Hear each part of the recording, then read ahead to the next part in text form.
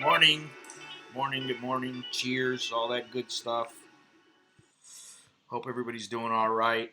It is 8:03 a.m. here in Bangkok, and it is Thursday, May 7th.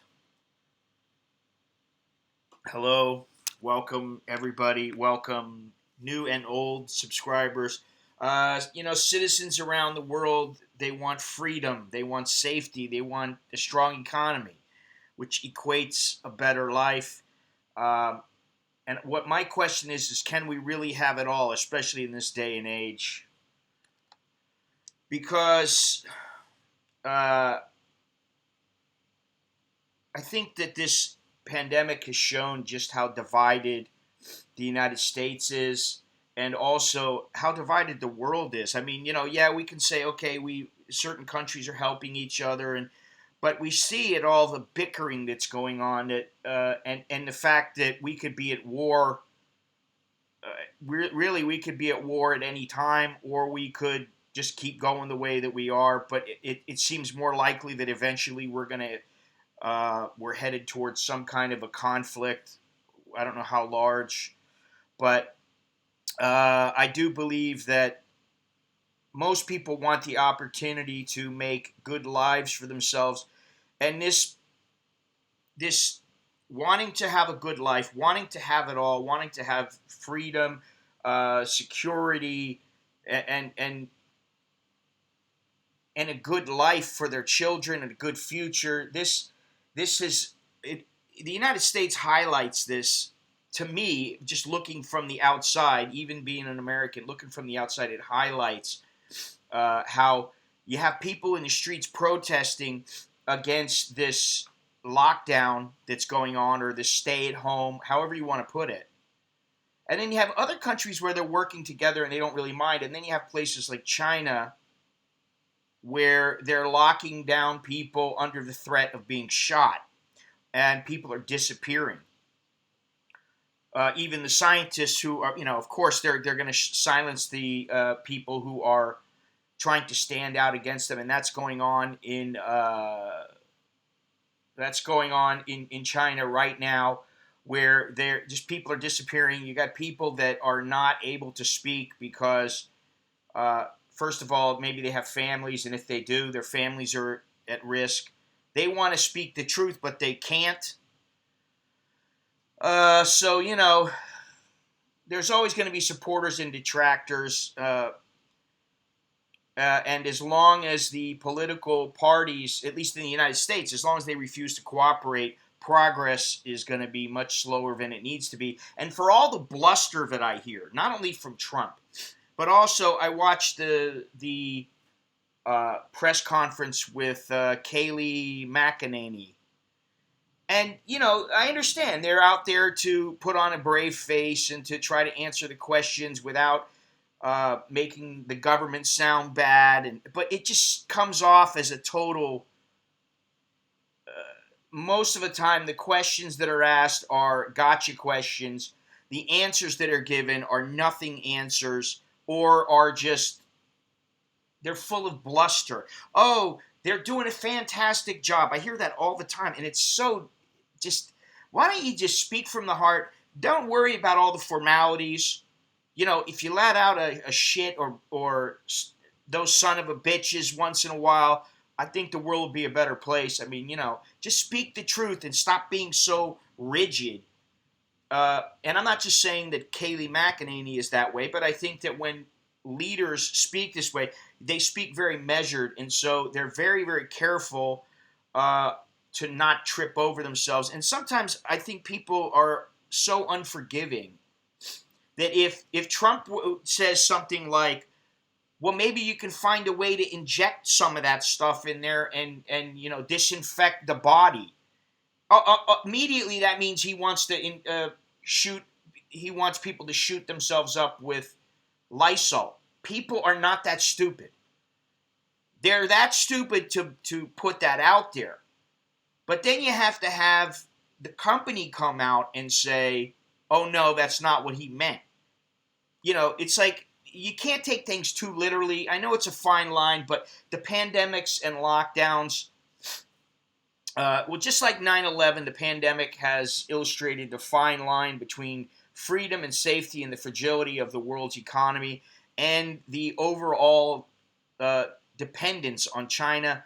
And they've also brought about some inevitable changes. Some are temporary and some may be permanent.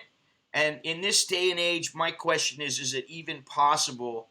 Is it feasible to stop a government from completely controlling a population? Um, Good morning, everybody. Anyway, the following stream and all the videos on my channel are brought to you by the premium members of my website, the Patreon patrons, and also your purchases and contributions. You can check down in the description. So thank you very much for watching and supporting the channel. You can also just go over to anamericaninbangkok.com/Scott, or you can hit that join button down below. Click the like button, whatever you want to do, however you want to support the channel and support what I do, which right now has been sitting behind the camera, behind the computer, rather. I thought about going outside today, but the mall is not open here. I think there's only 2 malls open, and I don't want to get on public transportation at this point. Don't want to get on the boat taxi. But I may do that on Sunday or sometime next week. I'm not sure. Because I do need to go to the grocery today or tomorrow. So I am going to be back out, and things are loosening up here, but I'm still caught, and I don't know just how plausible it is to force people to stay inside or cajole them inside for months on end. And staying inside really, I was thinking about this. Staying inside your house comes down to a couple different things. It comes down to fear of dying because you go outside, but also trusting that the government is telling you the truth. And, do the citizens of a particular government believe that the government is doing all they can and are out for their best interests? And I think it's a simple question, but I have my doubts about it now. I really do. I have my doubts, and I'm not living there, obviously, so things are a little bit different. But I have my doubts of the agenda of a particular political party, or just a particular person in general in the government. Oh, it's working now. Hey, Fidelity, what's happening? How you doing? Good to hear that it's working. Sometimes it works, sometimes it doesn't. I don't understand why. I wonder if the system gets overloaded, or you need to do it a certain amount of time beforehand, or it won't work, or it doesn't have time to work. I don't know what the deal is. And that's another thing, is the transparency of YouTube is not exactly great. They do have a guy who comes out and talks about the changes to YouTube, whether it be technically or monetarily, or their community guidelines or whatever. They do have a little video that comes out once in a while. The guy, and usually it's a guy and maybe a guest or two. But this is the thing. Everybody wants to please everybody. So they're on there and they're very careful what they say. They just, they can't say some of the things that I'm sure they'd like to say. And this is making this is the way that I look at it is, you're so scared to say something, you don't say anything at all, so then you don't engage in any kind of debate. And that's not very good. Good morning, good morning. Yeah, well, self-done. I really needed a haircut, and I didn't feel like going to a barber. And then once I don't mind my hair being this way, but I don't like my beard being this way. I don't mind some stubble. I don't have to have a big beard. But I do like the clean-shaven, bald head. I prefer that. That's what I was gonna ask Yeah. Well, there is stubble still here. I didn't want to completely shave it off. So anyway, Mr. Clean, whatever, you know. Listen, I'm done saying, oh, I'm getting old. No, I'm old. I'm old now. I'm almost 60 years old. You know, think about that. I'm almost 60. Jesus. My kid's going to be 19. What's today? Tomorrow. He's going to be 19. Uh, he'll be 19 tomorrow, and I can't believe that. You know, I mean, that's really wild to me. Time flies, and I wonder what kind of life he's going to have. Yeah, I hear that. You know, listen, cliches are cliches for a reason. Some of them are appropriate and meaningful, and some of them are just a bunch of horse shit. Age is only a number, but when your body's breaking down and you feel it, and most people who get older, they do feel it, then, you know, age is what it is. But, you know, sometimes I feel like I'm 25 mentally. I don't feel that way physically. Rarely do I ever feel like I'm, you know, even 40. But I do think that you can kind of, your attitude kind of dictates just how old you are. But, you know, I got to be real. I mean, the other day, I was sitting there and I was clipping my toenails. You know, I should have been like telling one of my kids, hey, could you do this for me? Or, you know, go to a little shop or something like that. But no, I was clipping my toenails, and I don't know what happened, but I got up and I felt a little pop in my hip. And I was like, oh, man. And then I felt it kind of like in the very front top of my thigh, you know, where your thigh meets your torso. And I didn't think much of it, but I kind of felt it a little bit, and I was like, eh. And then I woke up, and my hip was killing me. It's hurt the last 2 days, and it's hurt to walk. But now it's starting to get better, so I think maybe I just pulled a little, I don't know, I did something to a tendon, whatever. But, you know, that would never happen to me when I was younger. Never. So, you know, these things happen, and you just kind of do the best you can with it, you know. So, yeah, do not go gentle into that good night. No, I'm going to go kicking and screaming. But anyway, let's see. Let's get back to this here. I'm kind of wondering, you know, tomorrow the unemployment figures are supposed to come out. Friday, they're supposed to come out in the United States. And I'm wondering what percentage of people are now unemployed and how many are working at home, how many are already back to work, how many never stopped. I'd like to know those things because all that, listen, I'm not a statistician, I'm not a scientist, I don't really know how this works, but I do know that I think it's important that the United States figures out how this has affected their economy. And I'm sure they're going to do it, but I don't know how accurate it is. I think they can barely figure out how many people actually have died from the virus. And, you know, at the end of the day, it's kind of like, listen, does it really matter? As long as it doesn't wipe us out, you do the best you can. You try to get the vaccine. If the people don't want to take the vaccine, all these protesters who are anti-vax people, you know, listen, I don't want somebody sticking a invisible ink in my arm and tracking my every movement. I don't want that. And that's where, you know, I don't want that much security. I don't need it. What do I need it for? I'm not that important.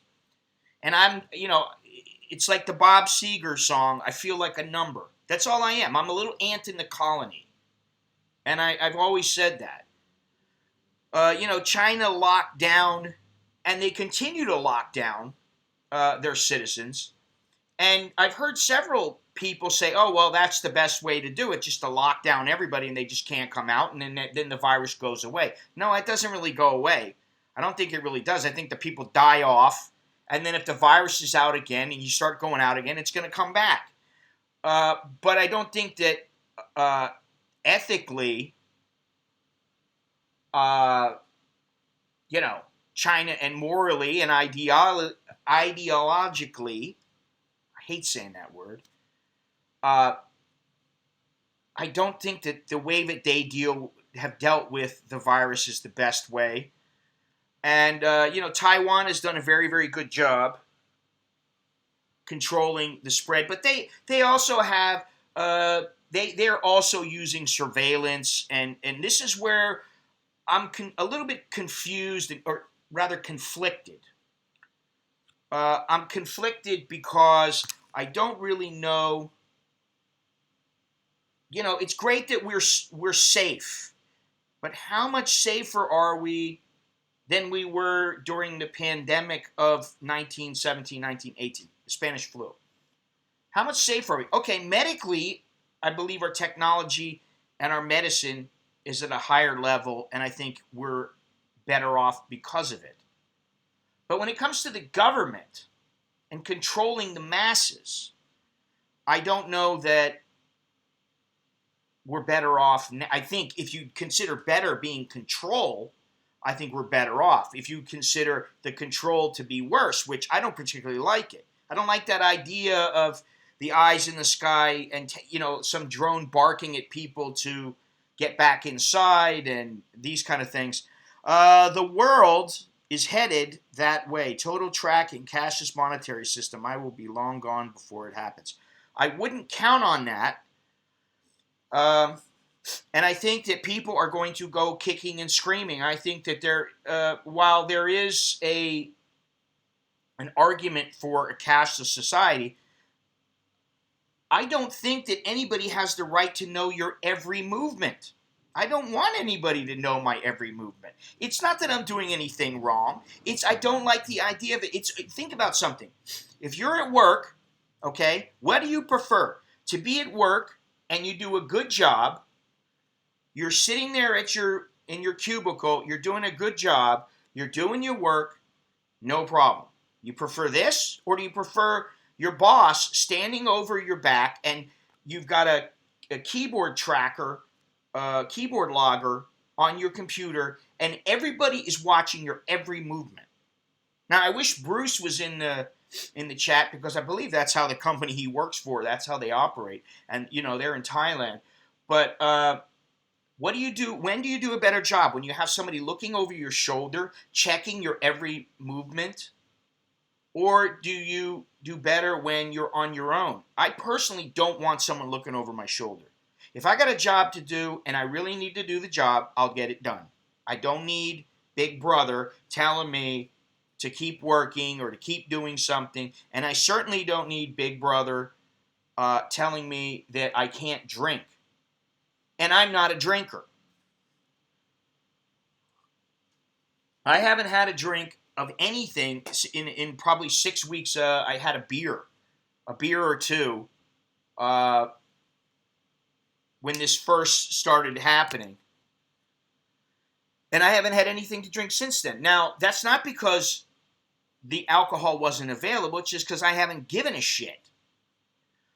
Now, I know that there are some people who have problems with alcohol, but they're going to have problems with alcohol until alcohol is completely gone from the planet. Because as long as there is alcohol around, or people are making alcohol, there's always going to be a problem. And maybe the government of Thailand, governments around the world, they have the best intentions when they implement a policy. But it's about perception. That's what it's about. It's about perception. And I don't need Big Brother telling me to refrain from drinking. I don't need another father. If I was a young boy like Nicholas and Alex, we allow them to have a small amount of wine, a small amount of beer. They can taste it, and it's not a big deal. Because their friends talk about it, and they just go, I've already drank. Big deal. They taste it, they get it out of their system, and it's like, okay, no biggie. It's not like the government doesn't need to be to me what I am to my sons. Yeah, go pour a scotch. Have a stiff one for me. You know, the cashless society. I will say that in Hong Kong, the system was much better than here in Thailand, although it is getting better in Thailand, much better in Thailand. It's improved greatly in the last year or two. But I don't even know, what is that card? What is it? The elephant card, or what's the card in China? In Hong Kong, I can't even remember it now.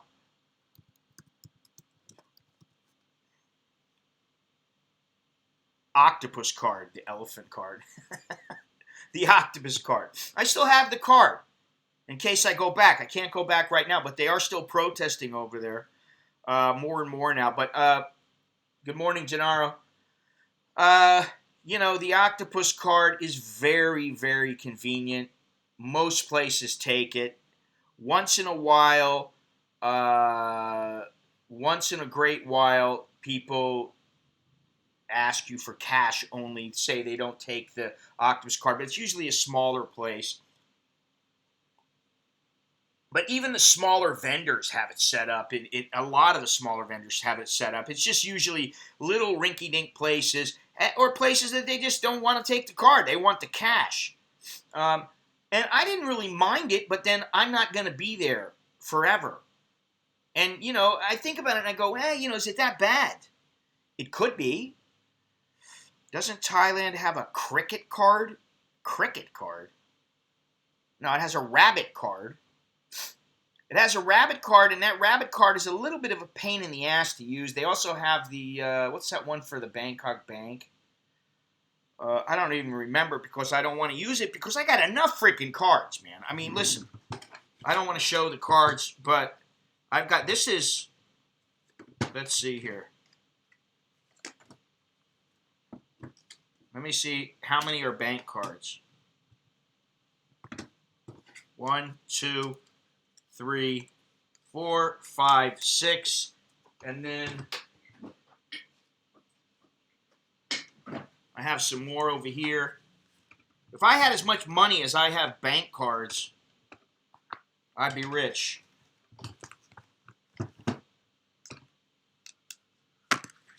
That's a rabbit card,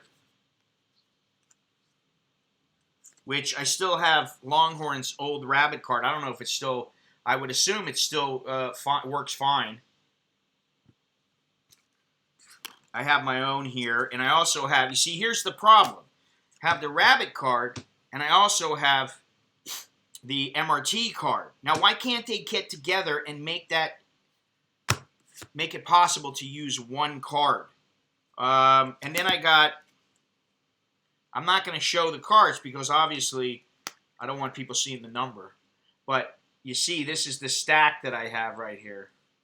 1, 2, 3, 4, 5, 6, 7, 8, 9. I got 9 cards, and I don't know if that's all of them. And so listen, if somebody wants to find out where I am, it's very, very easy for them to find out. When the Thai government wanted to speak with me, and they wanted me to spread the word about immigration, the immigration policy. Yeah, Carl. I'll show my license, sure. Let's see. Do I even have it with me here? Oh, yeah, I do, actually. Here it is. Let's see if I can cover up the number. Yeah, there we go. I want to cover up more than that. Just use my fat. There we go, right there.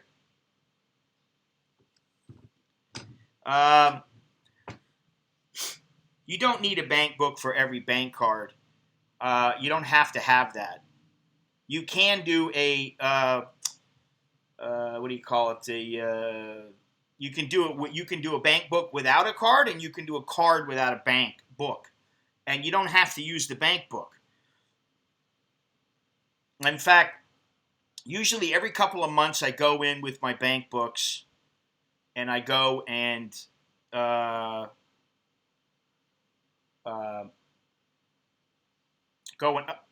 update them. Excuse me. Old. This one is from, I gotta put 2016. Yeah, this is from 2016, and it expires 2024. So, anyway, So it's not like people. I don't have anything to hide. I don't think that most people do. I think majority of people they have nothing to hide and they don't really care. But I think that what happens is the governments get too much power. And I've been wondering about the different definitions of government. And you see, I looked at the Cambridge definition, and there's a little problem I have with it. Now, first, let me read the Merriam-Webster definition. It says, the body of persons that constitutes the governing authority of a political unit or organization. Okay?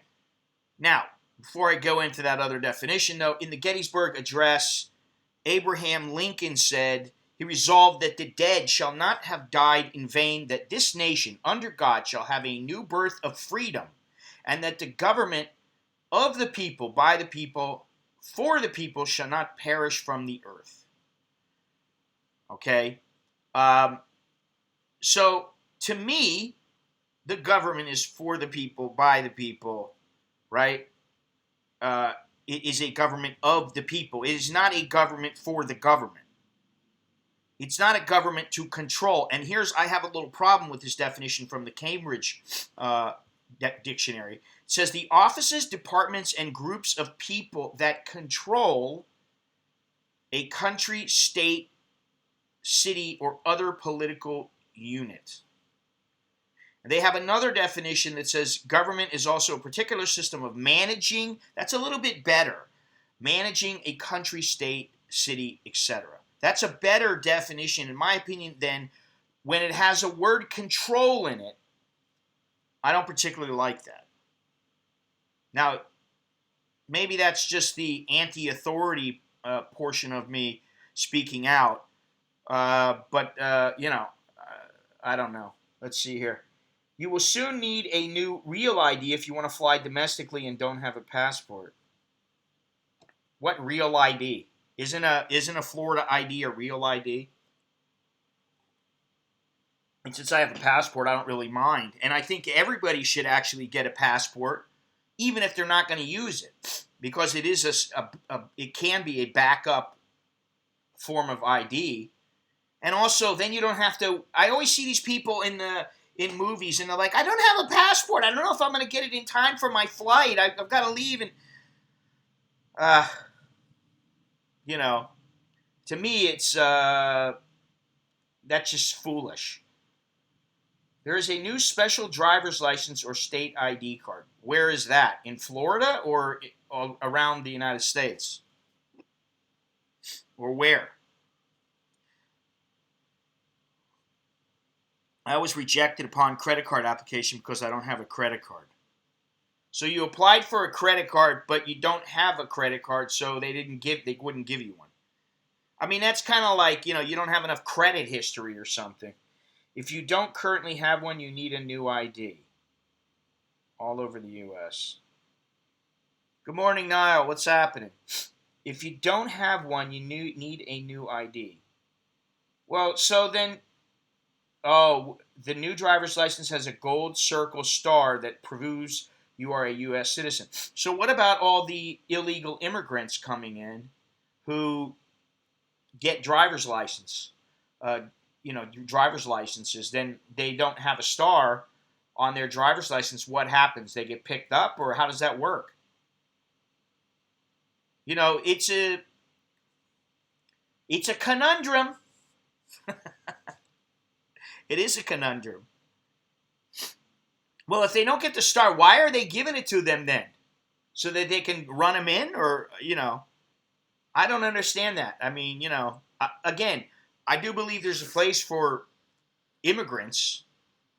And if you're going to be like a seasonal worker, then you should get a temporary visa. You should be able to get that. We don't have any leaders anymore. We only have half-assed managers posing as leaders. Well, I won't disagree with that. Now, I got to read this one particular article that I got. Now, you're in Pattaya now. Hope everyone is good. Listen, Niall, I was wondering, are there still checkpoints around Pattaya now, preventing people from going in and out of the province? because I went there a couple of weeks ago, and it was the day before they were going to implement the checkpoints, and they were supposed to have checkpoints even on the day that I went, but they weren't really. It was a soft checkpoint. They still were allowing people to go through. And now supposedly they, or at least shortly thereafter, the next day, and then for a short period after, I don't know if it's still going on. It was supposed to be. I hear they don't do the driver's test either. Bad drivers on the road as it is. It's dangerous enough driving a vehicle, for sure. And I'm not saying that, just because you're a legal citizen that you're a better driver than somebody who's illegal. That's not true. But I do think that if everybody's got to go and get a test, then they need to get the test too. I don't see why this is such an issue. It shouldn't be an issue. There's a reason why you're supposed to test. You're supposed to test to get your driver's license.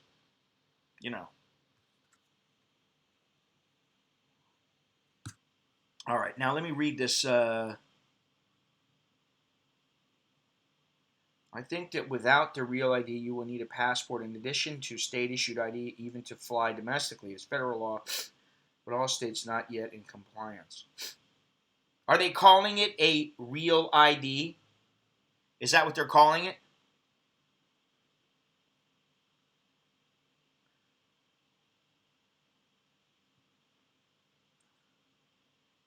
Wow. The real ID, yeah. When you say thank Jesus for the watermelon, he says, de nada. There was as of last Friday, but to my knowledge, they have gotten rid of them. I went through a checkpoint, and they checked my temperature and passport and then let me through. It's so difficult for them when you have masses of people that people want to go out. They don't want to stay inside. People want to go to work.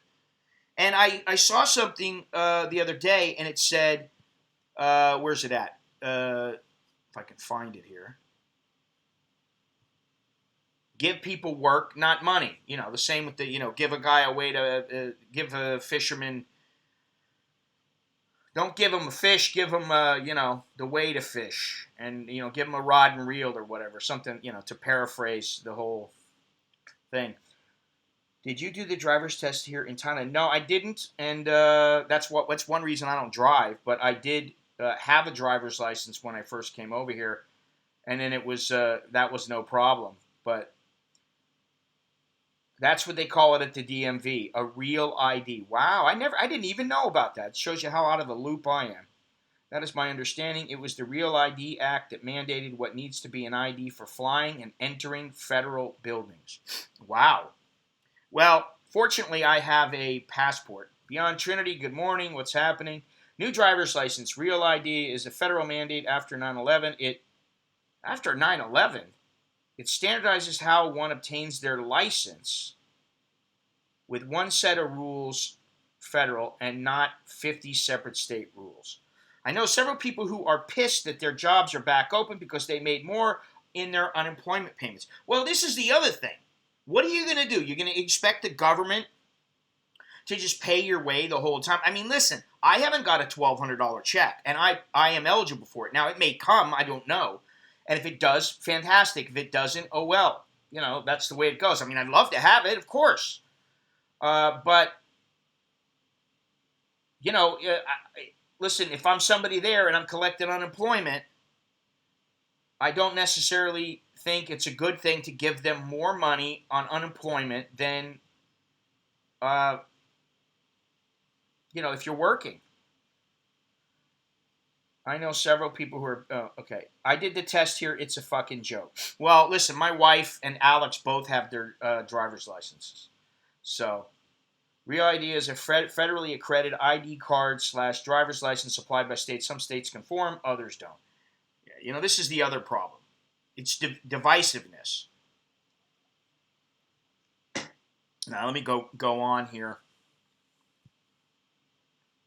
Oh yeah, I wanted to read this article here. If I can find it. Yeah, here it is. All right, so this is the thing. The anti-lockdown and reopen protests in the United States have powerful and secretive backers, but there are real Americans on the streets expressing their opinions. As an ethnographer, someone who studies cultural participation, I am interested in who those Americans are and why they're upset. I spent the last week in what you might call an online road trip, studying 30 posts of protest footages from events in 15 cities. I found some shared themes which don't fit well with popular narratives about the protests. Work is essential. Despite the economic toll the lockdowns are taking on America's poors, no protesters put their own poverty on display, such as posting signs asking for help. Instead, they held signs with more general language like poverty kills, or expressed concerns like the restaurateur in Phoenix, Arizona, who told a passing videographer he was worried about his 121 suffering, devastated employees. Their messages made clear that they didn't want to ask for a handout or charity, but they were asking to be allowed to work. Protesters across many states asserted their work, or even all work, was essential. In one video from an Operation Gridlock protest in Lansing, Michigan, where activists planned to block traffic, a protester filmed out the window of his car when he drove past a sign saying, "Give me work, not money." The protester himself called out in approval, "Give me work, not money, I hear that." A young man at Olympia, Washington, even described work as a source not only of money but identity. Now, I dispute that. I want to go back to work, the pride that makes you feel every day when you go home from work. That's like nothing can be taken. Protest signs in Denver, Colorado included the plaintive, "I want my career back," and the entrepreneurial, "Dogs need groomers." Yeah, okay. Sure they do. All right. I understand that dogs need groomers. They need to be groomed and all that stuff. But, I think that they'll be fine. They'll be fine. Most of them will be fine without the groomer. Distancing norms. Despite alarming news reports that protesters were ignoring physical distancing, many of the protesters observed safety guidelines. Photos showed at least some people wearing masks.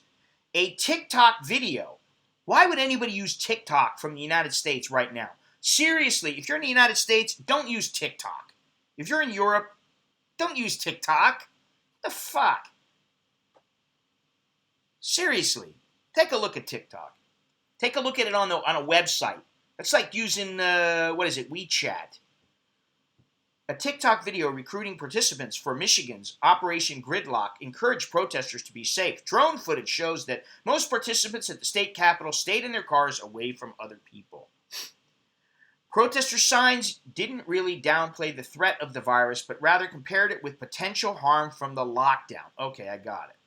For instance, a sign in Denver was headed "Trading Lives" and featured a scale with a virus death on one side and unemployment, suicide, and homelessness on the other. Now that's a perfect illustration of what I've been thinking of.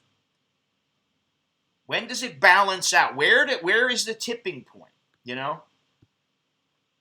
Anti-science attitude is rare. There were protesters at several rallies who wore anti-vaccination t-shirts and held signs suggesting they don't trust public health experts and scientists. But only one protest was dominated by that theme, and at that one on April 18th in Austin, Texas, hundreds of attendees chanted, "Fire Fauci," referring to Dr. Anthony Fauci, director of the National Institute of Allergy and Infectious Diseases, who had been a frequent public face of the federal government's effort to fight the virus. Now, here's something that I didn't really like. That was also the rally where right-wing radio host Alex Jones, who runs a conspiracy theory website, drove around in a truck egging on attendees' chants through a megaphone. Now, to me, listen, I'd like to say that, hey, okay, Alex Jones, sometimes he's on the right track and, he's a little bit off, but no, that's not how I think. I think at this point, he's a frickin' nutcase. At the other events, it appeared protesters had been expecting a higher number of infections than actually happened. Rather than seeing that as evidence of the success of social distancing, they seemed to interpret this as saying the science was no longer valid. The models were wrong, was on more than one side, suggesting protesters had paid attention to the scientific models at first, but had come to believe the disease's seriousness had been exaggerated. Now, that's something that I've been thinking about. Because in Thailand, I can tell you that people are not locking down, and you go out on the streets, you look out, you peer out from a window, and nobody's out on the streets. Everything is dead quiet. Everything is shut. It's boarded up. No, that's not how it is. I got any coffee left here? No. Coffee grinds a little bit on the bottom there. That's not how it is, and that's not how it has been. Let me see here. Oh boy, we're going quick here. Let's see here. Where are we at here? I got my real ID when I renewed my license. Give a man a fish, he'll eat for a day. Teach him to fish. That's what it is. All right. You got the picture. If people stop working to produce goods and services, there is nothing to buy with money. FYI, Florida lifted the stay-at-home rule this past Monday. I know. It doesn't mean that people, especially older people, such as my parents, I'm hesitant to call them old, but they are old, sorry. And they're not really going out unless they absolutely have to. I'm telling my wife to stop using it. Give a man a boat and he'll exploit the ocean. Yeah, there you go. Resources. Is the curfew still in effect? Yes, it is. Curfew is still in effect for another month. And actually, Prayut came out the other day and said, if you don't start adhering to the guidelines that we've set forth and start practicing social distancing, he's going to implement more strict guidelines and go back to the way things were before. And this does include no longer allowing the sale of alcohol. What's the point of shutting a business with 4 to 5 customers at a time when you have places like Walmart, Costco, or other large supermarkets jammed with hundreds of people? Costco here limits the number of customers in it. Well, here in Thailand, when the malls open, they're actually talking about only allowing people in for 2 hours. I don't know how they are going to do that, or if people are just on their honor system. If they're on the honor system, then you forget about it. It's not going to happen. It's just like saying, oh, well, stay locked down. Stay inside your house. And that boils down to, how bad do I need the money to survive? And how fearful am I of this virus? If you were to walk outside, if you walk 10 feet out, if people told you walk 10 feet outside of your home, and you're going to catch some zombie virus and you will die, you will be a zombie, whatever, people wouldn't be walking outside. But there would be people who would want to test the theory. They'd want to test the idea of that. They'd want to see, is it true? Now, if they saw it happen, then eventually the word would get out, yes, it's real, and people would stay inside. But that's not what's happening here. So where do you draw the line? 40%. Well, what are you going to do? People are going to be calculating this. I mean, airlines are like, oh, well, we're not going to be able to sit people next to each other. Okay, so you think that the airlines are going to have enough people at double the price to be able to stay in business? I understand why Warren Buffett sold all his stock in airlines. I wouldn't keep it. I mean, for what? This is how it's going to be for a while. And I mean, Air Asia is the same way. They do the same thing. I think they're still flying domestically. Nobody's allowed to come in internationally that's a foreigner unless they have a diplomatic passport or they have a work permit, and there's certain other stipulations. But can't they hang shower curtains between airline passengers? Oh yeah, that's going to work. Like they have enough room already. There's plenty of room, no problem. We'll just sit down and we'll pull our little sheet closed, and we won't worry about it. I don't think that's going to happen. retooling the inside of airplanes is a huge expense. Think about that. We're going to have to, well, it may be for the better, but as you say, only the rich will fly. Airplane air is recirculated and not treated. Well, so what good is that then? And what good is it when people are going to the shitter and they're grabbing the door and then somebody else just comes up and they grab the door too? What are you going to do? You're going to wear gloves everywhere? I mean, is this the world we want to live in? Listen, I'll take my chances. I mean, at this point, I don't have a problem staying inside.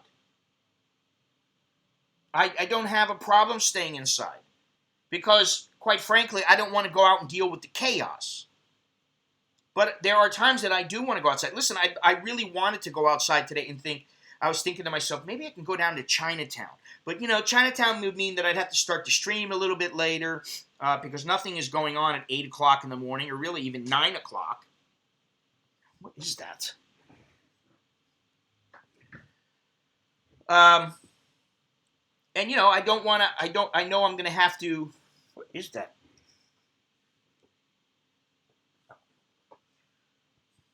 Thread is on my leg, and I'm like, man, is there a bug on my leg? There, you can see my bald head. Short-range flights might be largely replaced by trains, especially in Europe. I don't have a problem taking a train, but, it is considerably longer. It takes longer to get somewhere. Although when you factor in going from your house to going to the airport and then checking in and then going through all the doing the whole rigmarole, getting checked and checking your baggages in and carrying things through and getting checked again, and then by the time, it adds an extra, say, 3-4 hours, at least 6 hours to every flight. So if you got a 3-hour flight, taking the train is not that bad. And I was actually thinking about, I have all these places that I can go to, these hotels I can go to for a couple of days, if they're still open. Or I've been thinking, when am I going to pull the trigger and just go? And now is not the time. Even just to travel inside Thailand, I really don't want to do it. Going to Pattaya the one day that I went, I already said it. They had a big barrier up, and it was like just giving the person your passport, paying them the money and everything. It was like it was surreal.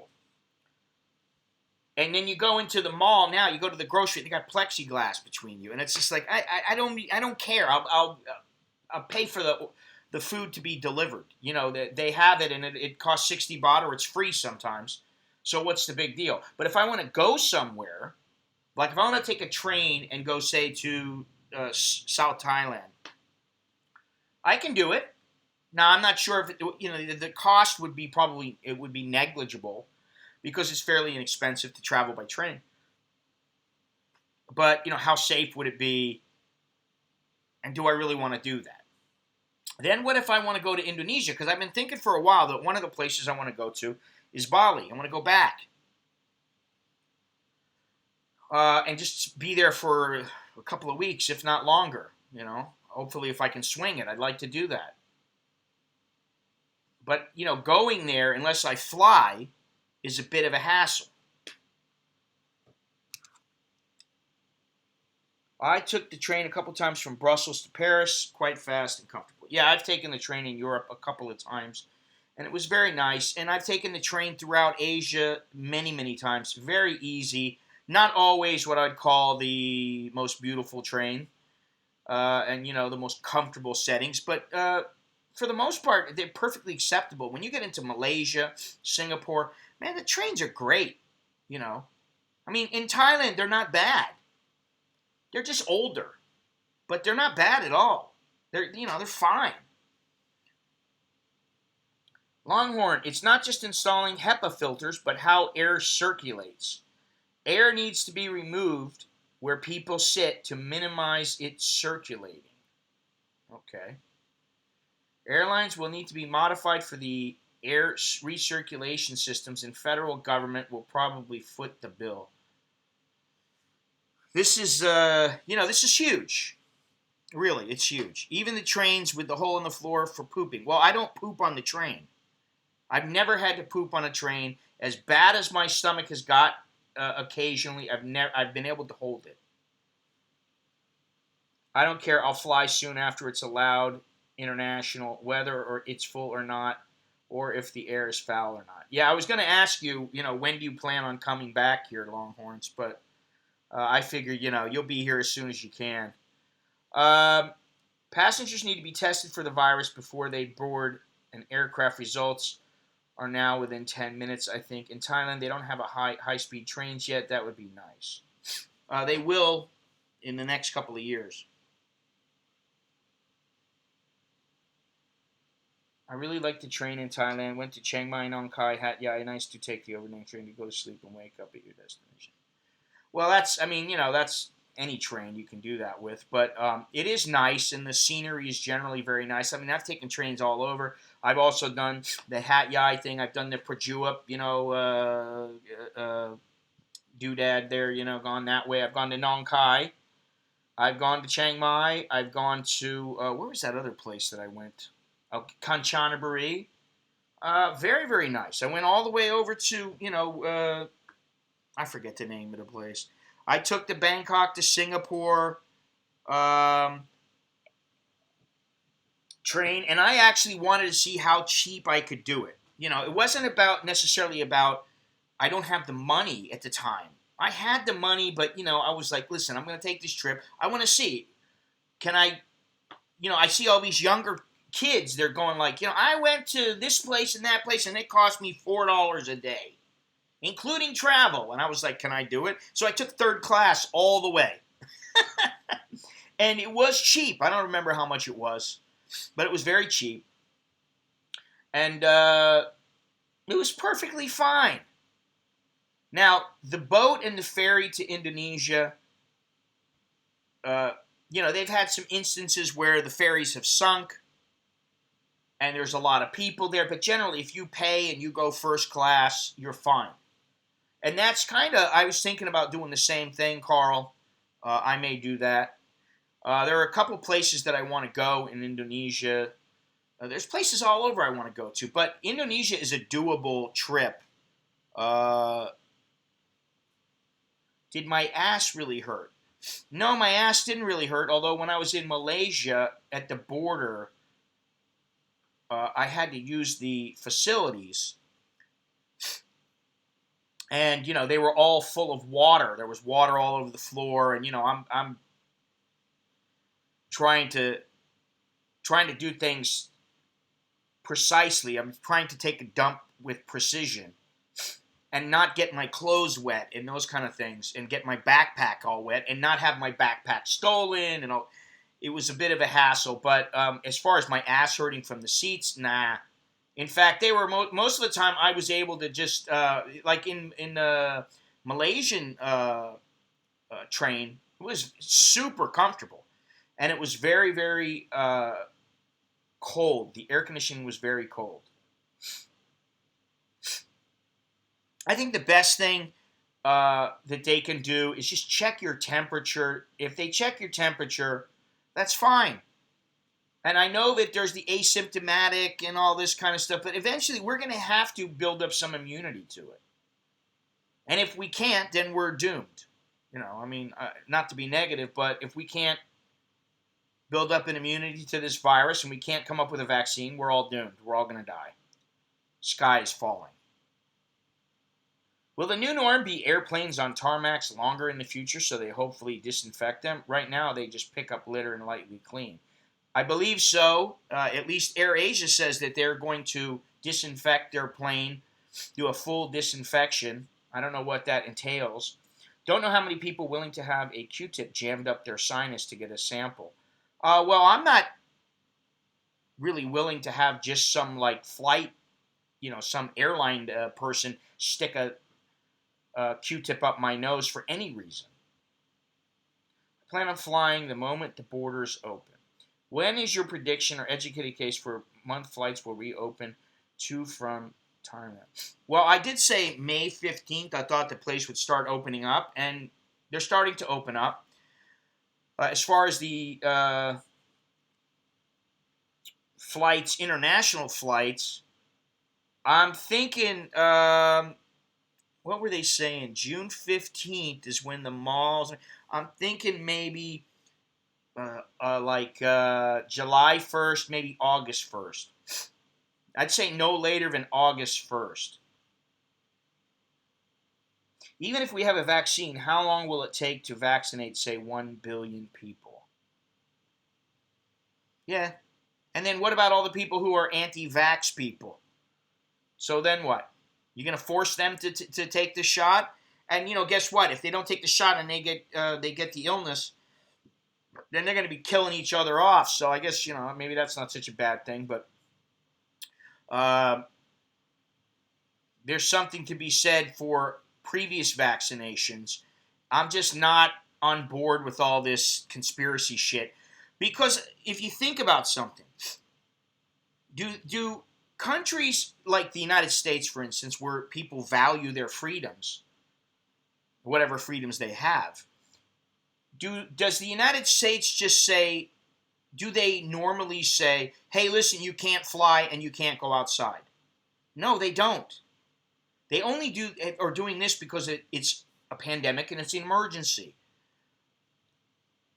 But the other kind of policies that they implement are generally very incremental. And so a lot of people don't even notice. Like, I didn't even know about the real ID. I'm sure there are people in the United States, they don't even know what that is. There's some knuckleheads that live there that they don't know a thing. So that's something to consider. Would you travel anywhere outside of Thailand now, next month or so? Now, no, because I can't get back in.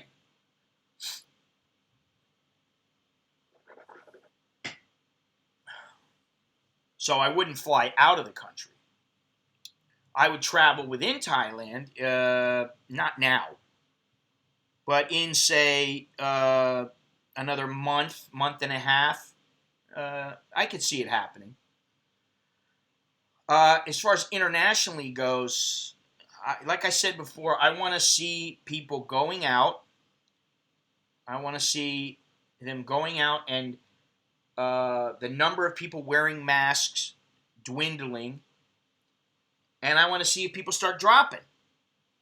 I hate to say it that way, but that's the most accurate way that I can put it. I want to see if people start dropping like flies. Okay, let me see here.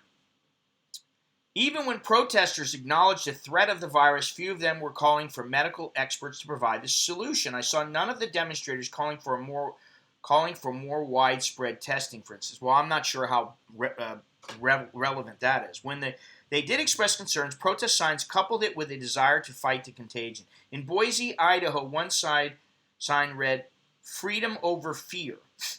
In Denver, one said, "Don't let your mask be your muzzle." Okay, all these cliches and these statements, these things that people are putting up on their signs. It's like the whole thing about everybody's got an opinion, and what are they like? What's an opinion like? An asshole.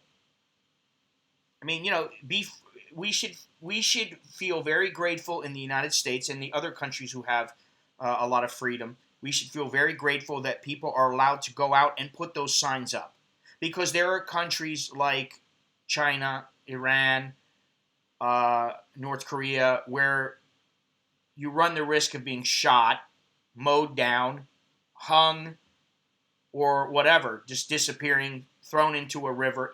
Hong Kong.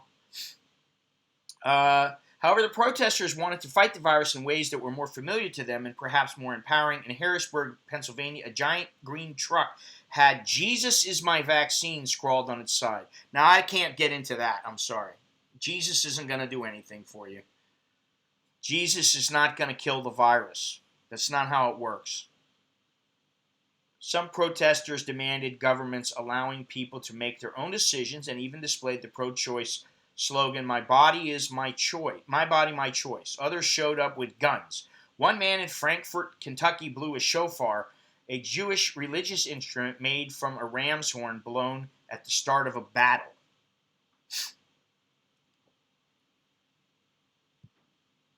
If Thailand requires me to get vaccinated, I'll swim across the Mekong River first, but you'll have to pick me up. I don't know, I mean, think about polio and diphtheria and all these other kind of illnesses and the vaccinations we come up with. I don't like the fact that a government forces you to do something in order to enter their country. I do kind of understand it, but I again, I kind of question the motives. You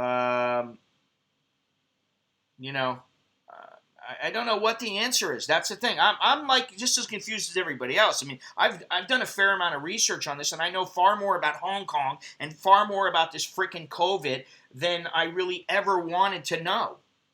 I mean, listen, I knew a guy who went to Hong Kong when I was a kid, and I was like, wow, Hong Kong, man. Then I used to watch the Bruce Lee movies, and I knew the Bruce Lee movies came out of Hong Kong in the beginning, and the part in Enter the Dragon where, he's got a ticket. Where is he going? Hong Kong via Hawaii. The cop is saying that to what's his name, Ron Kelly or Jim Kelly. And, it was like such an exotic place now. And now I'm like thinking to myself, if I got to go in and have all these stipulations met, then it's just like there's certain places I don't really want to go. And I don't want to go anywhere that says we're going to be able to track your every movement. I don't really like that. I don't particularly like the 90-day report here in Thailand, but it's not a big deal to me just because if anybody wants to find me, they know where to find me. Still don't understand why we need to lock down low-risk people. If the high-risk people stay home, they should be safe, while the other 85% build immunity. Well, I did hear something this morning that struck a chord, and that is, what if school children go out and they're in the schools and they're a low-risk group, they come back home and grandma's at home? What are you going to do? Keep grandma away from the kid for months? Years? What are you going to do? She's going to get it. What, your grandma dies? Is that how you do it? Or she's going to have a vaccine? I'm not anti-quarantine. What, however, is the benefit of mass testing? One could test negative, then contract the virus later the same day. What have I misunderstood? Well, the other thing is that you can test and you find out you have it. Well, why don't you just act like you have it? Act like you have it. Act as if. Hey, I've got the virus. So I'm going to wear a mask. I'm going to stay inside. I'm only going to go outside when I absolutely have to. How difficult is that? And then once it's over with, the governments don't want us to be shut down because they're losing money. They're at risk. It cannot possibly be a big conspiracy, a huge conspiracy worldwide. And the reason that I'm saying that is because, a lot of these conspiracy theorists like David Icke and that lady Judy, whatever her name is, Fidelity, Mikovits, and there was one other guy, not so much her, although I found her a little bit, she was probably a great scientist, fantastic scientist, but when she talks, she's all over the place. It's very hard for me to find out, to get to comprehend exactly what she was trying to say. But the other thing is, what is the agenda? Control? That's the only thing I can think of. Control and money? Money, there's plenty of money available. How could it be just control, though? You don't need to control everything. Why? What's the point? And then you have this hypocrisy with the leaders. The leaders say, stay quarantined, stay at home. And then there's numerous people that have been caught going out, and people are going, is this essential, what you're doing? Going to the gym every day is essential? You know, is that essential? Going out when you really don't need to, is that essential? So how can, not it's do as I say, not as I do. The head of R&D at Pfizer said yesterday they hope to have a vaccine by October. Some said over 1 million doses in October, tens of millions by year's end, hundreds of millions by 2021. Seems too optimistic. I believe it's too optimistic when you hear people saying it's going to take at least 18 months.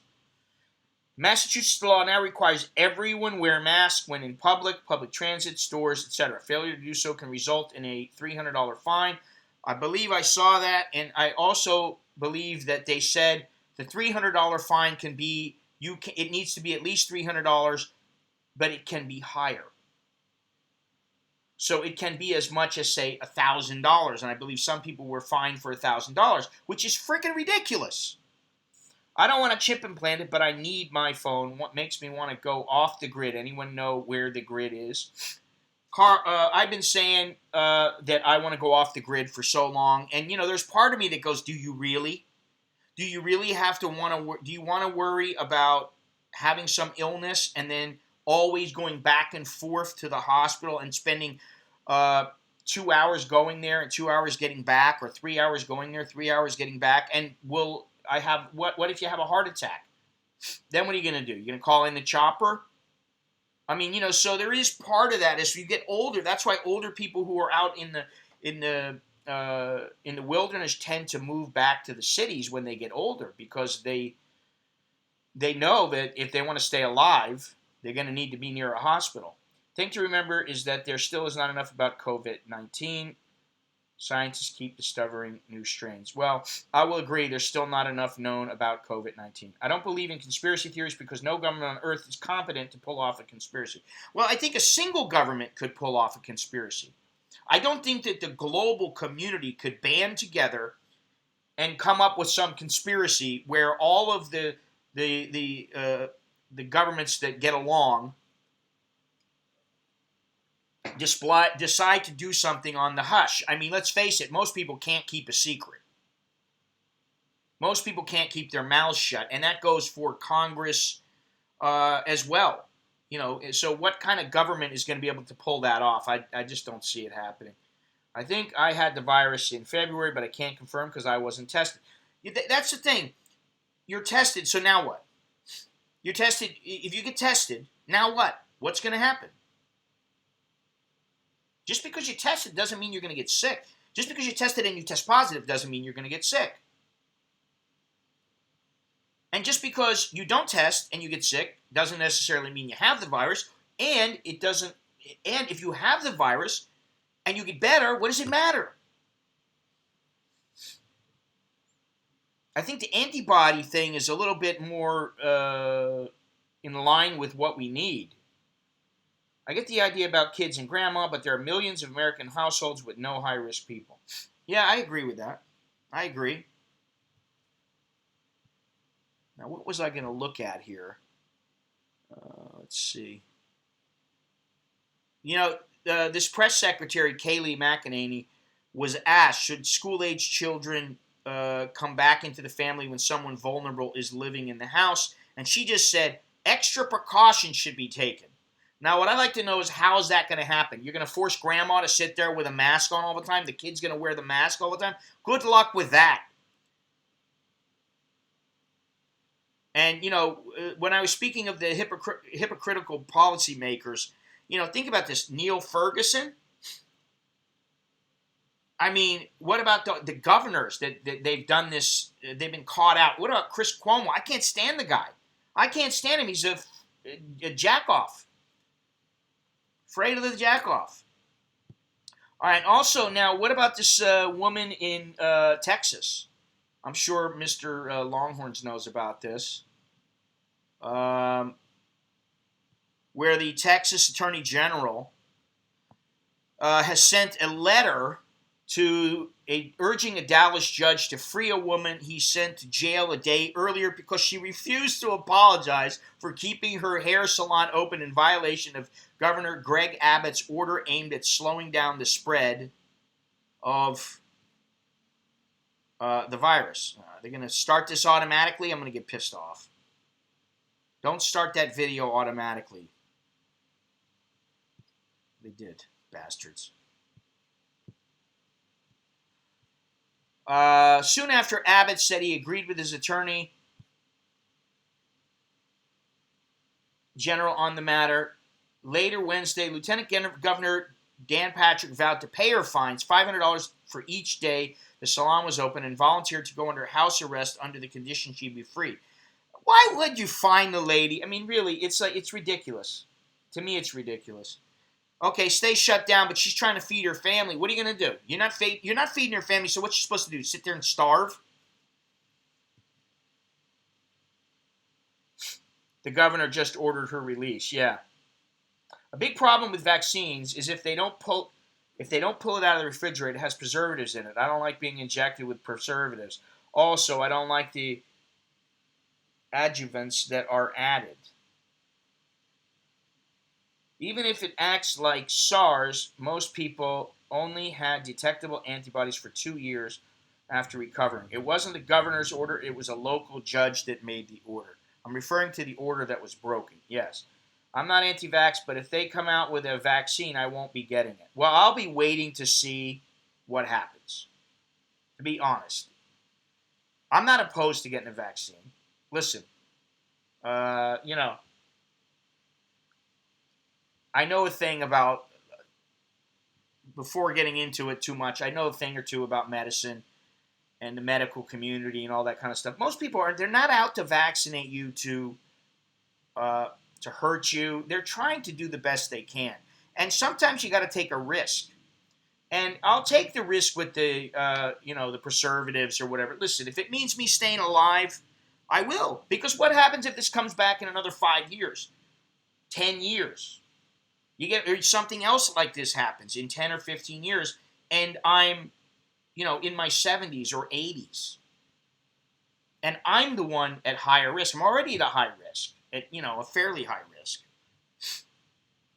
What happens when you get older? What about all the older people? What are they supposed to do? You're 70 years old, and you're supposed to just go, oh, well, if I get it, I'm going to die. Hey, there's a vaccine out there. If I get the shot, I'm going to be okay. I'm not one who buys into the anti-vaxxing thing, but I do know that there are some issues, as there always are, and I think that you need to be very careful and you need to do your research. Do you think that Thailand will insist that foreign visitors supply a negative test for the CCP virus? I don't think so. They did that before. They wanted to see a test result. I don't know. They may. Who knows? I don't know, man. That's a good question. But if Thailand says that, they're catering to the Chinese tourist, and Chinese they're raring to go. So what are they going to do? Tell every Chinese person that comes in you got to show a test result? I don't know if that's possible. Or are they just going to take their temperature and see what's going on? I don't know. And I think that's why they've kept international travel, why it's still blocked. You don't need to get a vaccine just like you don't need a flu shot. That risk is yours to take. Well, yeah, that's something else. I mean, I don't get a flu shot. So, like I say, I'm not really against it, but I'm not really for it either. I kind of like to see, listen, I don't really feel all that. Am I worried that I would contract it and die? Of course. I'm more worried that I would contract it, give it to like my wife, and she would die. Or give it to my kids and they would die. Of course, I'm worried for myself. But do I think it would happen after everything I've been through in my life? Nah, I don't think so. I think I won't be that lucky. I think I'll be miserable for a couple of weeks. I'll be pissed off and angry, feel like shit. Wonder if, and I'll be thinking to myself, am I going to die? Am I going to die? Am I going to die? I'll be thinking that for a couple of weeks, and I'll be freaking miserable. That's my luck. So will I take a vaccine? I won't take one unless I absolutely have to. If you come across a Chinese tour group when they return, my advice is run. Well, I don't particularly like to be around Chinese tour groups under any circumstances. And I've been around a few in my time here and elsewhere, and I don't particularly like it. I don't know if anybody remembers when I went to Bali. I don't remember if it was a video or a stream. I think it was a video. Back in the day when I did a lot more videos. And I was trying to take a photo, and a couple of Chinese tourists just stepped right in front of my photo, and they just were like, la la la la la. And I was like, hey, what the fuck? I actually was like, what the fuck? And oh, sorry. And they really were apologetic. And that's okay. Because, I mean, who hasn't kind of walked in front of somebody and went, oh, I'm sorry. It happens. CCP will give them fake test results to travel outside China, but will need real test results to travel in China. Now, that's true. That's the way they operate. That is the way they operate. Now, let me see here. I look at this. I'm not even going to get into the whole mask thing yet, not at this point, but another question was asked of Kayleigh McEnany today. How does the White House view the relationship between the United States and China? Relationship between the United States is a relationship of disappointment and frustration. Relationship between the United States and China is a relationship of disappointment and frustration. There's a report coming out in 10 days or so that's going to show that China is responsible for this virus.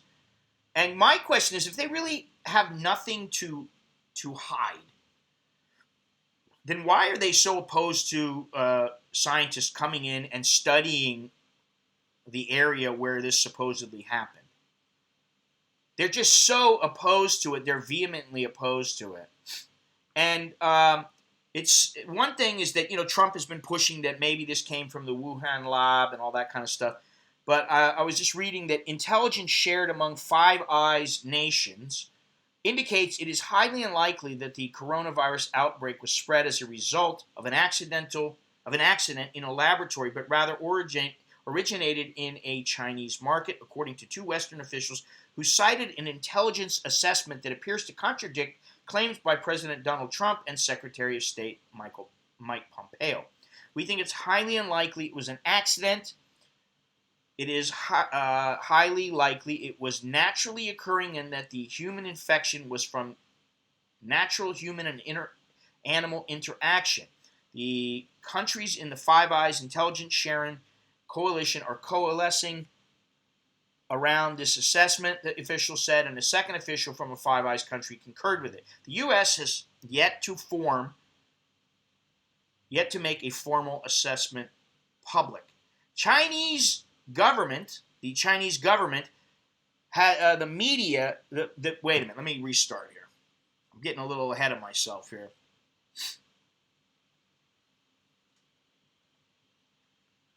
China's government-controlled media has pushed back at the claims, accusing the U.S. of shifting blame and hurling a barrage of personal attacks at Pompeo. State broadcaster CCTV called him evil and insane, while state news agency Xinhua called him a liar. The Global Times, a nationalist tabloid backed by the ruling Communist Party, said the top U.S. diplomat has lost his moral compass. Get the fuck... Beijing has repeatedly stressed that there is so far no conclusion on the origins of the coronavirus, saying the matter should be left to scientists and medical experts to study. It has bristled at calls for an independent international inquiry into the origins of the virus and China's initial management of the outbreak, painting them as political maneuvers aimed at smearing the country. So in other words, they say that scientists and medical experts should study this, the origin of the coronavirus, but they don't want anyone independent of, they want to do it themselves. So that's like, asking the fox to guard the hen house. The Chinese government has faced criticism at home and abroad over its handling of the virus, especially in the early days of the outbreak. It was accused of silencing, and it is accused now, currently, still, of silencing whistleblowers and delaying in informing the public about the severity of the crisis. But it has repeatedly denied any wrongdoing. Of course, They will never admit to it, like I've said, brushing aside accusations of a deliberate cover-up in the critical early stages. So, doesn't make me feel any better. Until about 2011, there were no Chinese tour groups. Thailand was okay before you, and she will be okay without you. Actually, the Chinese tour groups were around in about 2008, 2009, but they didn't really start to get big until around 2012. And from that time on, they've been the number one tour group in Thailand. People just don't know it. It used to be that Malaysians and Singaporeans were number one, and now China is. U.S. News World. 2 Utah businesses told staff to ignore COVID-19 guidelines, resulting in 68 infections. Yeah, I don't know about what the deal is with that. Who knows the circumstances under which that happened. I've also heard and read that 50% of the people infected and who die are in nursing homes. So, Mr. Mitch, if you're still here, I meant to ask you about that. It is easy for politicians who collect their salaries from taxpayers to tell us to shut down and stay home.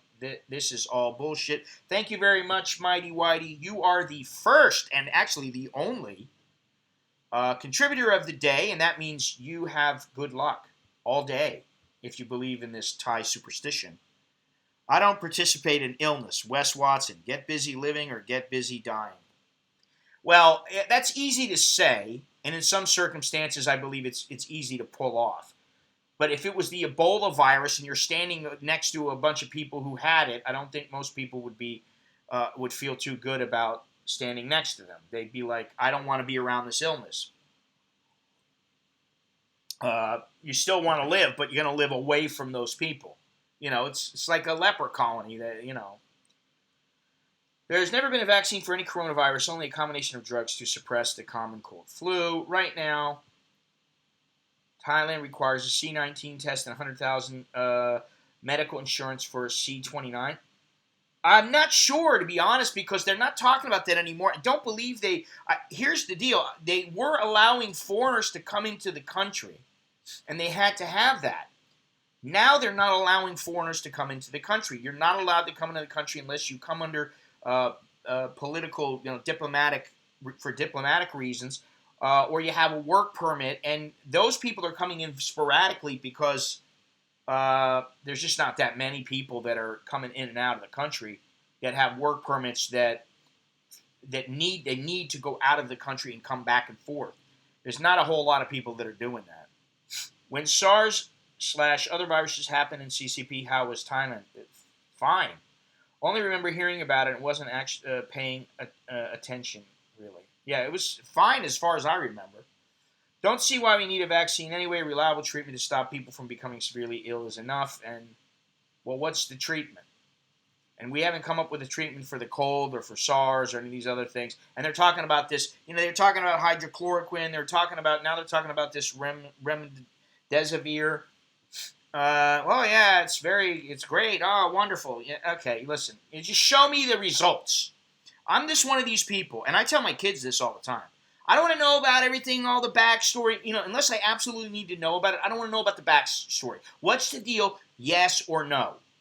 I put up a stream or a video the other day in the Patreon section, in the membership section, where, Alex he had to go use the restroom and he was looking for the bum gun. And I was like, listen, bottom line, yes or no? Did you find it or not? No. Okay, that's what I wanted to know. I didn't want to know. I went to every place, and they had this, and they had that. I don't need to know all these things. I just want to get me the cure. Is there a cure? Yes. Is there a vaccine? No. Okay, well then let's cure it. It's very simple. And all this BS that they bring out, this bluster, that's what it is. It's a lot of bluster. Hey guys, we're doing great. I want to thank so-and-so. He's been fantastic through this all. What does that matter? Seriously, what does it matter? You want to put out a report later on and give thanks to everybody, fine. But I don't need to hear all this. Don't see Fidelity. That was correct before the international travel restrictions went into place. Yeah, that's what I said. Steve Bannon said in an interview the other day, China is destroying evidence to protect the government from liability due to global demand of payment. Exactly. Boycott Panda Express. Listen, I've already said it. I said it, weeks ago.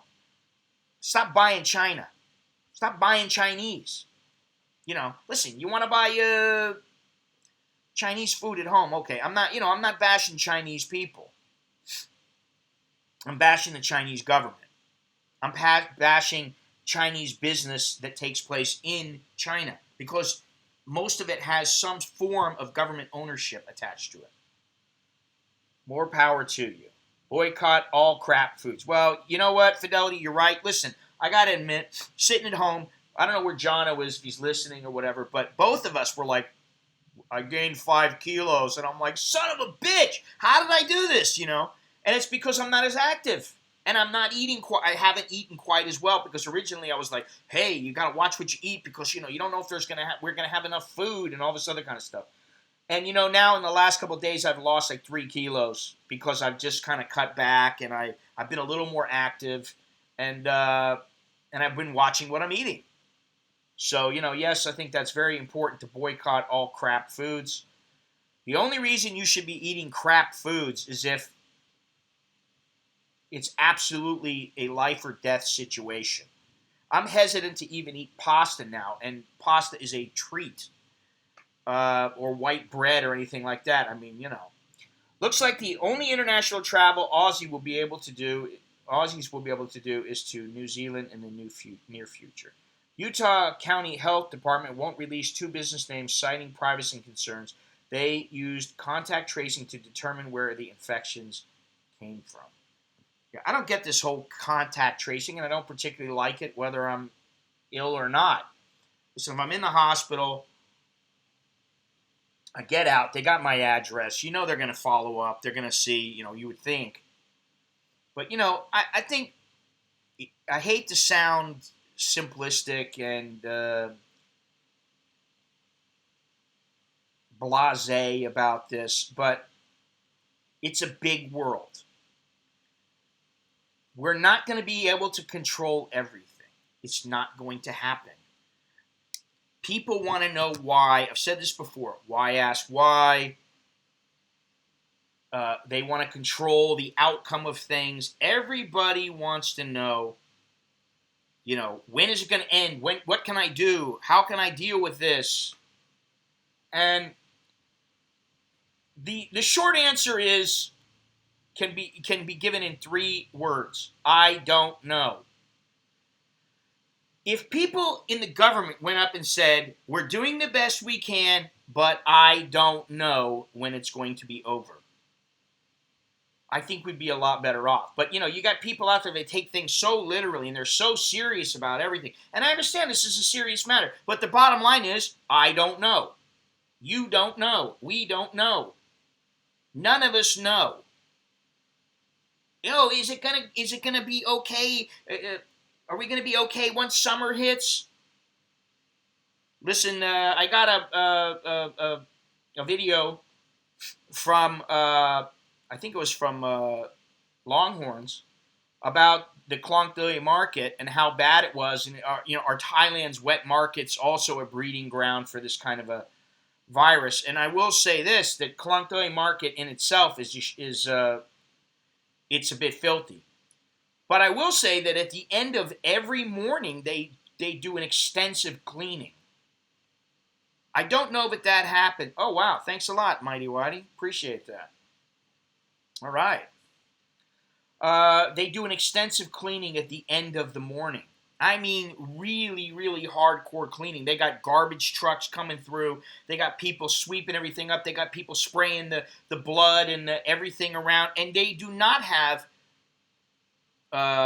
they do have some, chickens on top of ducks and that kind of thing. So, who knows what could happen. I don't know. I'm not a scientist. I'm not somebody who, can hypothesize about all this stuff. Maybe I should, but guess what? I won't. There's not enough time in the day now. I'm not a young kid who's, in college, and If I studied this kind of thing when I was in college, I would be a little bit better off. I don't know. You know, politicians here are saying we still need China for trade business as usual, except for buying up large companies and land. That's a damn shame.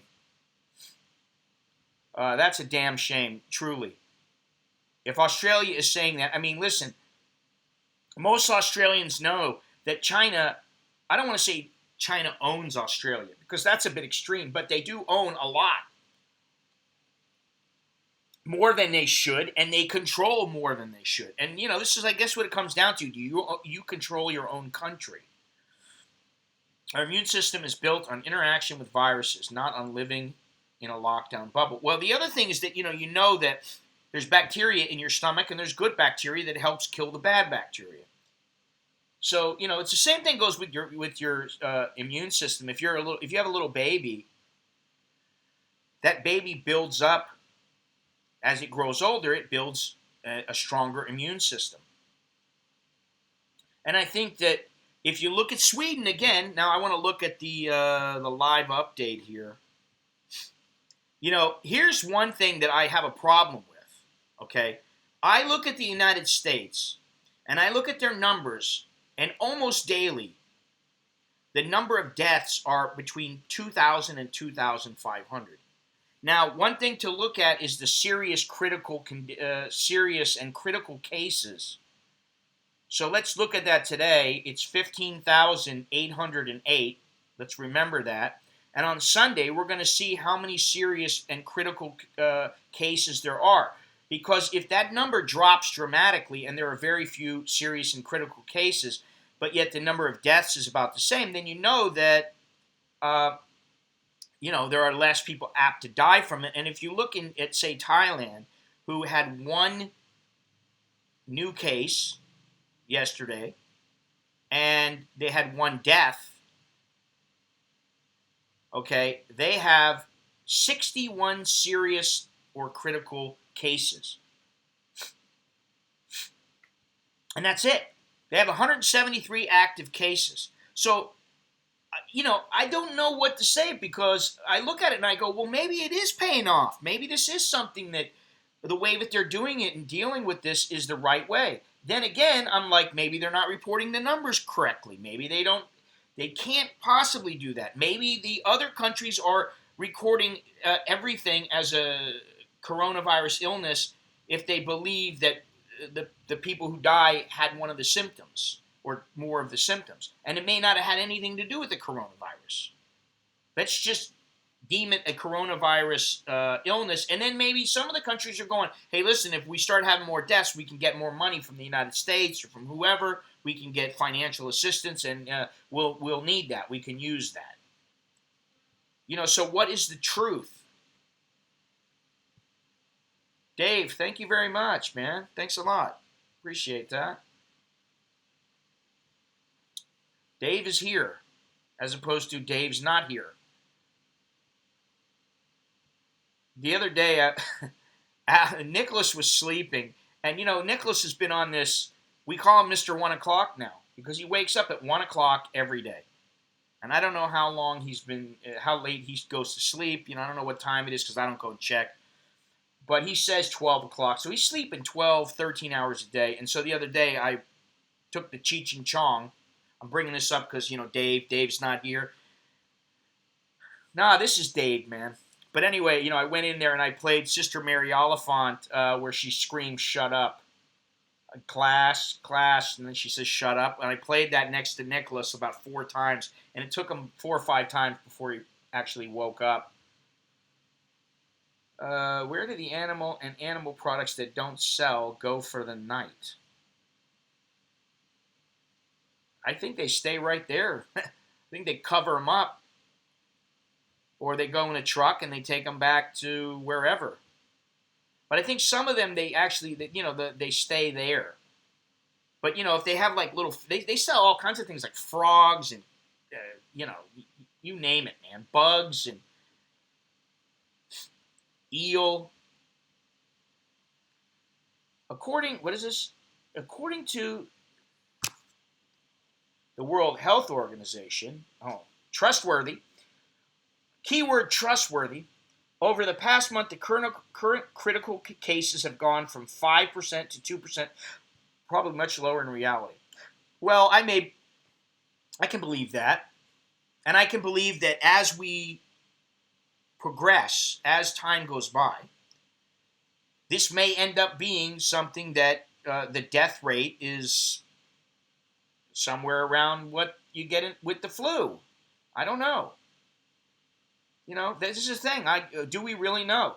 U.S. has 206 deaths or million per million, I think you mean. Belgium has 700. I imagine that having a son, someone to pass knowledge and experience on, would be rewarding. Well, yeah, it is. It is. I don't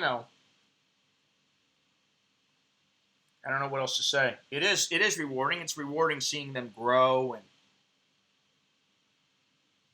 my thing now is that I got one thing left to do. Get them both through university and, get them to the point where they are completely self-sufficient and they can do what they want and have a good, happy life. Now, and this kind of pandemic, growing up in it, I think it's beneficial for them in the long run. In the short run, I think it sucks.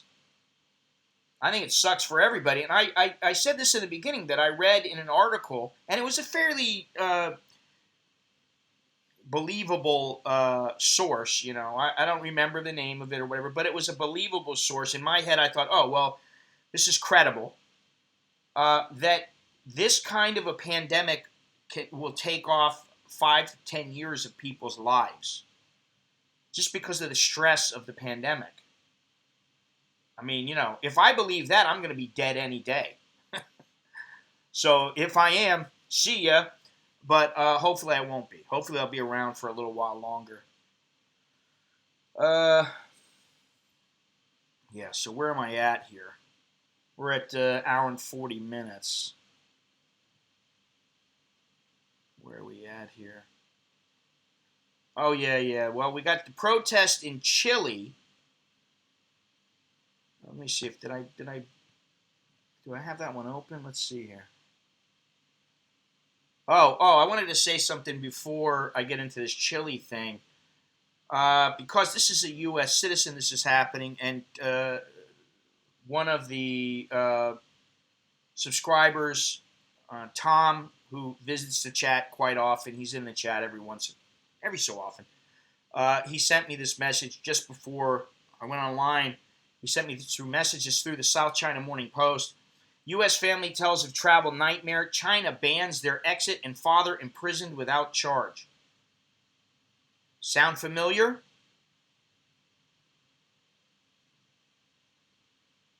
Human rights advocates accuse Beijing of using exit bans to take de facto hostages over business disputes. Now, I will say this. I've said it before, and I'm going to say it again. I will not go back to mainland China ever. I have given considerable thought of going back to Hong Kong, although obviously it's an expense, and I don't know that I really need the expense. And not only that, even in the last 6 months, I am not in the same physical condition. And I don't mean that my physical condition has declined simply because I'm sitting inside. That's one thing, but every day I get older and older, and I have new pains and stuff like that. And I'm sure I could go over there and I could do what I want to do there, but it gets more and more painful. And that's one thing I'm considering. But the other thing I'm considering is when you see an article like this, Hong Kong is part of China. If they wanted to be real pricks about it, they could stop me and say, sorry, you can't go out. We're going to put you in jail for a while. The first thing Daniel Xu noticed about the room was that there were no sharp edges. The walls were covered with beige rubber, the table wrapped in a soft gray leather, white blinds covered 2 barred windows. 5 surveillance cameras recorded his movements, and 2 guards kept constant silent watch. They followed Xu to the shower, and stood by him at the toilet. That's freedom. Chinese freedom, their version of it. Lights blazed through the night. If he rolled over on his mattress, guards woke him up and made him turn his face towards a surveillance camera that recorded him as he slept. He listened for sounds of other prisoners, a door slamming, a human voice, but he heard only the occasional roar of a passing train. First, keep healthy, Xu told himself. Second, keep strong. He had no idea when or how he would get out. Xu is a U.S. citizen. He has not been convicted of any crime in China, yet he was detained there for 6 months in solitary confinement under conditions that could qualify as torture under international conventions. Authorities from Anhui province in southeastern China placed exit bans on Xu and his wife Jody Chen, blocking them from returning home to suburban Seattle in August 2017 and effectively orphaning their 16-year-old daughter in America. Critics say the Chinese Communist Party's expanding use of exit bans to block people, including U.S., Australian, and Canadian citizens and permanent residents, from leaving China reeks of hostage-taking and collective punishment. They also warned that it lays bare China's will to exert influence, not just over Chinese citizens in China, but also permanent residents and citizens of other countries. American citizens are too often detained as de facto hostages in business disputes or to coerce family members to return to China, said James P. McGovern, a U.S. Democratic congressman and chairman of the bipartisan Congressional Executive Commission on China. This is shocking and unacceptable behavior by the Chinese government and a clear violation of international law. Solitary confinement would clearly satisfy the criteria for torture and other ill treatment. The ability inside a black box to carry out this kind of coercion against someone, it's incredible this is allowed to go on. Sui said Anhui authorities have been effectively holding them hostage to convince his father, Shui Wei-ming, to come back from the United States and face charges that he embezzled $63,000 more than 20 years ago. Shu, I have my problems with Chinese names. I have a hard time saying them, obviously. Shu denies the allegation. The COVID-19 pandemic has added grave new urgency to Xu and Chen's desire to leave. Despite fear of retribution, the family is speaking out for the first time, offering a rare account of life inside China's opaque system of exit bans and secretive detention centers. Their story is supported by Chinese court documents and correspondence, as well as interviews with the U.S. and Chinese government officials. Some details could not be independently verified, but are in line with accounts from other detainees. 5 days before Xu entered the smooth beige room at a Communist Party-run education center in Hefei, the capital of Anhui province, his stepdaughter, Mindy Luo, boarded a flight from Shanghai to Seattle alone. She had been on a family visit to China and was supposed to return with her mother to finish high school. But airport security had blocked her mother from boarding. Mandy vomited for 10 hours on the flight home. When Liu felt bad, she liked to curl up in her mother's lap. But now it was just her, a vomit bag, and a snoring man next to her. It's a little overdramatic, but Mom, she kept thinking, why are you not here? The answer to the question lies in Chinese laws that give authorities broad discretion to block both Chinese citizens and foreign nationals from leaving the country. Minor children, a pregnant woman, and a pastor, all with foreign passports, have been exit banned, according to the people with direct knowledge of their cases. The U.S., Canada, and Australia have issued advisories warning their citizens that they can be prevented from leaving China over disputes they may not be directly involved in. People may not realize they cannot leave until they try to depart. Wow. This is the kind of thing that I'm talking about. This kind of control. Let's read some of these here. Have you made plans for someone to do a live stream when you die? How will we know you've moved on? I'll issue a statement. There'll be a little video that goes up that says, if you're watching this video now, I'm dead. Copy on China, and I will never again make the mistake of booking a Chinese airline. Well, my family and I traveled through China when we went to the United States the last time, and I don't want to go through there ever again. I don't ever want to go through China at all, and I dare say that even going to Hong Kong, I think, is a bit problematic, because all it takes is for one Chinese staunch CCP supporter to have viewed the things that I've said, the same things that I've done, just the fact that I'm covering Hong Kong, and who knows what could happen. I don't trust the Chinese government. I don't trust the Hong Kong government. And so there's part of me that says going there is a bit stupid.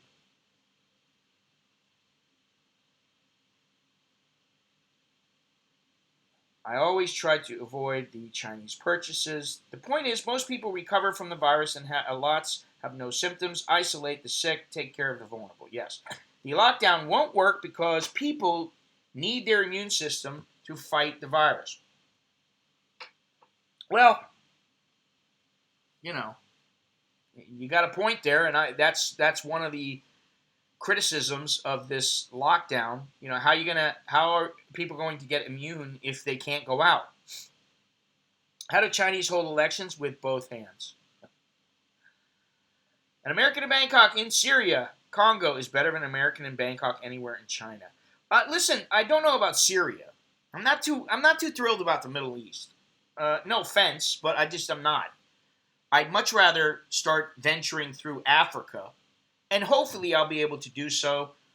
Things are getting better for me and life in general.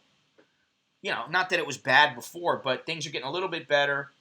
And like I said, you know, the more money that this channel generates, the easier it is for me to travel. But, you know, something to consider is just what are going to be the stipulations that are required to travel. It's going to take a lot of research to make sure that when you go somewhere, you've got everything covered. And then, you know, there's things like in Thailand, sometimes you think things are one way, and because you read something online, but maybe it's only at that particular embassy that they require something, or and so you got to be very careful. It's like navigating a landmine. Solution is simple: treat Asians detained in other countries like China just treats those it detains like justice, for like justice. One flight from Shanghai to the States was delayed on the tarmac for 4 hours, turned into a 19-hour flight. Ouch. Ladyboys are on lockdown right now. Well, I don't know.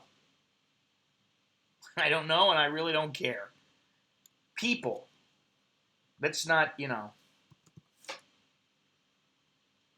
let's not get into that aspect of what's going on here. I really don't care. And nor should you, quite frankly.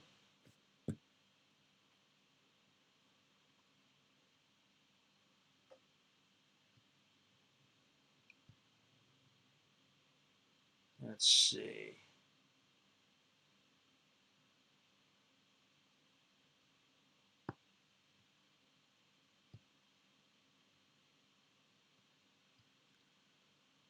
All right, what's going on here?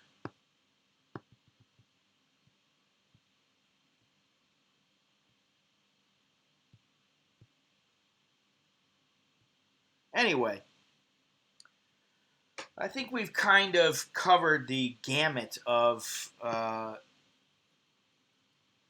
this subject, but more than once. But what I really would like to know is, how is this going to affect the economy?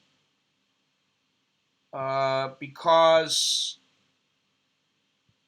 there are some estimates that it may take until the end of 2022 for things to resemble anywhere near normal. Walking Street, yes, empty. Some of the bar owners are closing up shop. Some are trying to make deals with uh, the landlords because every day that they're shut, they're losing money, and they've still got to pay. So anyway, yes, everybody needs to stay safe. By stay safe, it means don't go next to somebody you don't know who's coughing. If you have to, wear a mask. I don't particularly like wearing a mask. I hate them. And I don't want to think about my life being, my life is going to be changed forever, and I've got to wear a uh, mask every time I go into the mall. I'm going to have a coffee in the mall somewhere, or at Happy Land, or some other place that I go to, wherever it may be in the world. And I've got to go in, and if I don't have a mask on, no mask, no service. My fear is that after COVID is gone, the lockdowns will become a regular occurrence anytime there is a threat. Well, yeah, that might be. I don't know. Why is burger? That makes no sense to me. Why is burger? Don't understand that.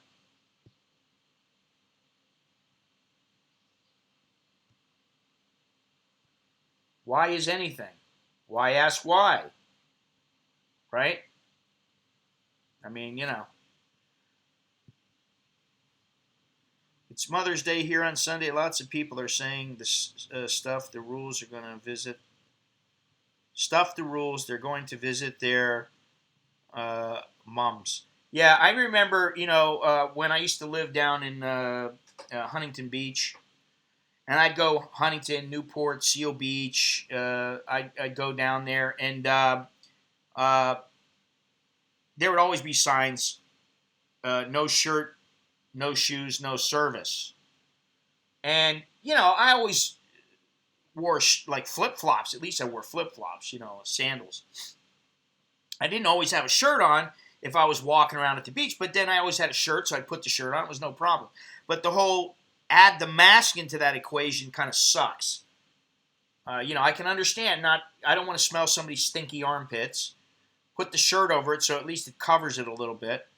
I don't want to see their dirty feet. I understand flip-flops. Listen, at least you got some shoes on the bottom. But I don't want somebody lifting their feet up and showing me the bottom of their feet and they got, dog shit all over it or whatever. So, take that for what it's worth.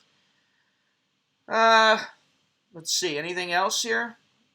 I think this, you must have a mask on in the pool. Yeah. I was thinking about, just to be a smartass, walking around town with the tear gas mask that I have. I forget the brand. It's a 3M. I don't remember what the ID number on it, what the product number is. I don't know, the exact specifications of it anymore. I could figure it out, but I don't feel like doing it right now. But I was thinking about, well, what if I walked into the mall wearing that mask? People would be freaking out, man. They'd be freaking out if I wore the same mask I was wearing in Hong Kong. A temperature over 38 Celsius is a fever. How will they check for fever if the air temperature is 40 degrees Celsius? Well, that's something, it's funny you say that, because I walked into Starbucks not Starbucks, 7-Eleven, after walking around in the stream I did, I don't know, a week ago or so, where I did a little walkabout, and I went into 7-Eleven. I was sweaty. I was hot. I mean, I was definitely hot. It was, it felt like 110 degrees out, and it was something like 95, and it was very humid. And so when I went in, I was hot. And the guy tested me, and he goes, wait 1 minute. And I could hear it go beep, beep, beep. And I was like, are you kidding me? And so I stood there, and I basically wiped off all the sweat, and I stood there for about 2 or 3 minutes, and I felt I was starting to cool off a little bit. He did it, and then there was just one little thing, I guess, one little beep, and I was okay. But, this is another thing. Oh, if you don't wear a mask into a place, are you going to get beat up? You're walking around without a mask somewhere, and people see you. Are they going to, and they want a reason to beat you up and jump you? If you have a fever, are they going to automatically think he's got the virus, he's infected? Yeah, I thought one of the dumbest things I've ever seen in my life is when that idiot model, what's her name? Naomi Campbell. To me, she's an idiot. She was wearing some like bunny suit that was like pink, and she was on the airplane, and I'm like, are you kidding me? This chick's gonna wear this whole thing on there? She's that fearful of it? I mean, really, you know, too much. It's overkill. All right, but anyway, let me see here. Let's put this back on here. I like this one.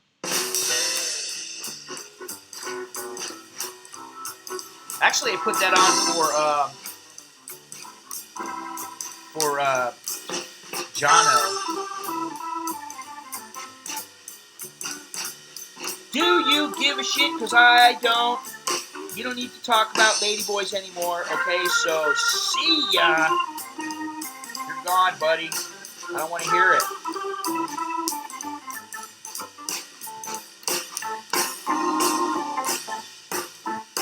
Bye.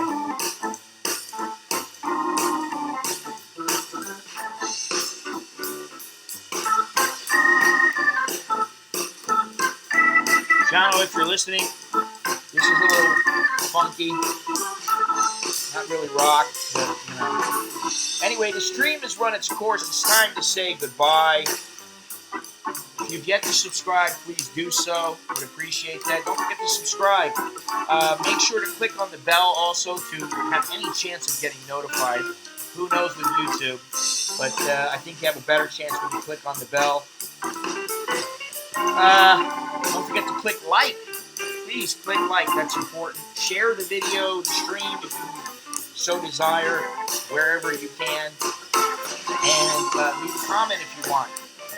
If you like what I'm doing and want to support this channel, there's so many ways you can do it nowadays. I mean, listen, there's like 5,000 payment methods. But if you just go into the description or go to my website at AmericanBangkok.com, very easy to do. So stay safe. Thank you for watching, and I will see you all when I see you. Just like that.